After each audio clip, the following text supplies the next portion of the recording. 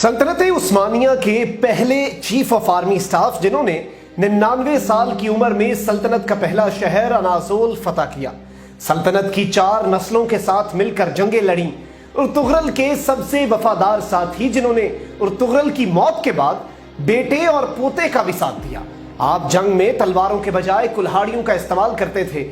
जिंदगी में 7 कुल्हाड़ियों का इस्तेमाल किया जो आज भी इस्तांबुल के मिलिट्री म्यूजियम में लोगों के देखने के लिए रखी गई हैं। जी हां, मैं बात कर रहा हूं तुर्गतलब की। वो उर्तुगरल के सच्चे दोस्त, साथी और हमदर्द थे। उर्तुगरल की वफात के बाद तुर्गतलब सल्तनत उस्मानिया के बानी उस्मान अव्वल के भी वफादार रहे और हुकूमत में उनके मुआविन थे। उन्होंने 125 बरस की लंबी उम्र पाई और आखिरी वक्त तक मैदाने जंग में सरगर्म रहे। बचपन में मंगोलों ने उनके वालिदैन को शहीद कर दिया था। उनका हथियार उनका मशहूर कुल्हाड़ा था और वो वाहिद जंगजू हैं जिन्होंने तैगो सेना के बजाय कुल्हाड़े को अपना हथियार बनाया। तुर्गतलब का मकबरा उन्हीं के नाम पर रखे गए एक गांव तुर्गतलब अनिगोल तुर्की के कब्रिस्तान में वाक़ है। तुर्गतलब गाजी के मकबरे के बाहर तुर्गतलब के नाम से मंसूब एक एजाजी कब्र भी है जो उनकी असली आरामगाह नहीं है। और तुर्गतलब गाजी का किस्सा हो या सल्तनत उस्मानिया, तुर्गतलब एक इंतहाई अहम किरदार है। तुर्गत का हथियार उनका कुल्हाड़ा था जो अब अजायब घर की जीनत है। ये कुल्हाड़ा 92 सेंटीमीटर तवील और 1650 ग्राम यानी कि 1 किलो और 650 ग्राम वजनी था। बसरी स्टील से बना ये कुल्हाड़ा 2 धारी था और इसके दस्ते में चमड़ा लगा हुआ था। उनका कुल्हाड़ा मशरिक व मगरिब में अब तक का सबसे मजबूत कुल्हाड़ा माना जाता है। उर्तुगरल की वफात के बाद आपने उर्तुगरल के बेटे और खिलाफत उस्मानिया के बानी उस्मान गाजी का साथ दिया और सल्तनत उस्मानिया की पहली जंग में आप उस्मान गाजी के साथ रहे। 1299 में उस्मान गाजी ने आपको अनागोल फतह करने के लिए भेजा।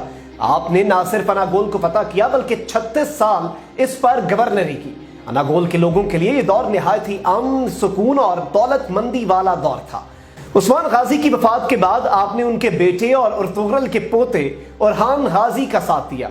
आपको अल्लाह ने लंबी उम्र अता की थी और आप 125 साल की उम्र में दौरान जंग ही शहीद हुए थे और इस हाल में भी आपकी मशहूर कुल्हाड़ी आपके हाथ में थी। आपकी वफात के तकरीबन 500 साल बाद 1877 में एक शहर का नाम तुर्गत के एजाज में रखा गया जो कि मौजूदा दौर के बल्गारिया में वाक़ है। तुर्गत को इतनी कदर व कीमत की निगाह से देखा जाता है कि आपकी एक अलामती कब्र उर्तुगरल के मज़ार के साथ बनाई गई है और तुर्गत का असल मज़ार अनागोल शहर में है।